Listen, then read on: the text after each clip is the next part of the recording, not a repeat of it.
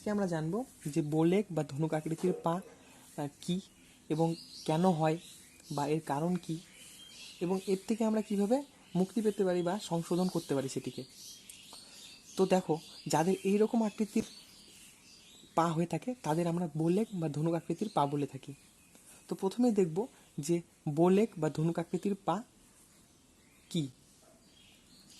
যখন হাঁটু দুটি পরস্পর খুব দূরে চলে যায় এবং যখন হাঁটলে বা দৌড়ালে হাঁটু দুটির মধ্যে প্রচুর ব্যবধান থাকে, তাকে বোলেক বা ধনুক আকৃতির পা বলে।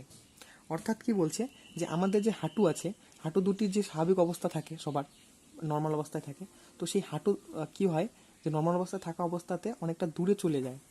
তখন কি হয়, এই মধ্যবর্তী যে স্থানটা অনেকটা ফাঁকা স্থান হয়। তখন কি হয়, যে হাঁটতে গেলে বা দৌড়ালে সেই মধ্যবর্তী জায়গায় অনেকটা ব্যবধান বা ফাঁকা বোঝা যায়, সেটাকে বোলেক বা ধনুক আকৃতির পা বলে।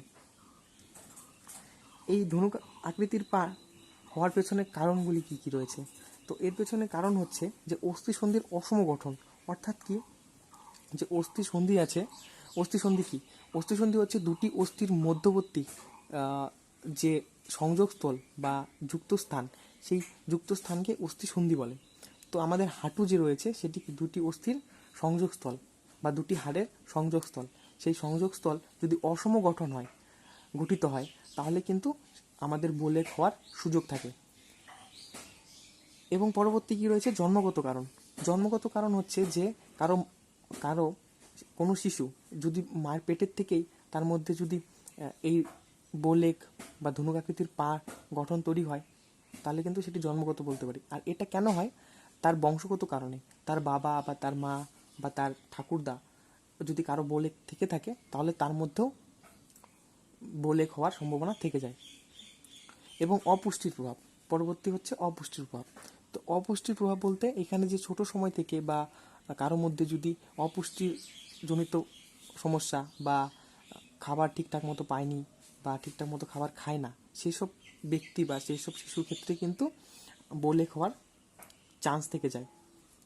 এবং এর পরবর্তী হচ্ছে ব্যায়ামের অভাব। কোনো শিশুর মধ্যে যদি লক্ষণ দেখা দেয় যে তার বোলেক রয়েছে, সে যদি তাকে যদি ব্যায়াম করানো না হয় ছোট সময় থেকে, তাহলে কিন্তু তার পরবর্তীতে কিন্তু বোলেক হওয়ার সুযোগ থেকে যায়। তো আশা করি এত অবধি বুঝতে পারলাম। তো এখন আমাদের জানতে হবে যে এর থেকে আমরা কীভাবে মুক্তি পেতে পারি বা এটাকে আমরা সংশোধন করতে পারি। তো এর সংশোধন রয়েছে কি, যে এই বিকৃতি সংশোধনের জন্য নিয়মিত ব্যায়াম করতে হবে। তো আমাদের নিশ্চয়ই ব্যায়াম করতে হবে। তো কী কী ব্যায়াম করতে হবে সেটা আমি পরে আলোচনা করে দেব। তার পরবর্তী কী রয়েছে, যে পুষ্টিকর খাদ্য গ্রহণ করতে হবে। তাহলে কি, যে ব্যায়াম করতে হবে, পুষ্টিকর খাদ্য গ্রহণ করতে হবে, পায়ের স্ট্রেচিং করতে হবে, এবং কি ফিজিওথেরাপির মাধ্যমে চিকিৎসা করতে হবে। তাহলে টোটালটা কি বুঝলাম, যে হচ্ছে কি, যে আমাদের নিয়মিত ব্যায়াম করতে হবে, পুষ্টিকর খাদ্য গ্রহণ করতে হবে, পায়ে স্ট্রেচিং করতে হবে এবং চিকিৎসকের পরামর্শ নিতে হবে, এটা। আর আমাদের রয়েছে কি, যে কী কী ব্যায়াম করতে হবে, সেই ব্যায়ামগুলি এখানে ছবিতে দেখে নাও, যে কী কী ব্যায়াম আমাদের করতে হবে।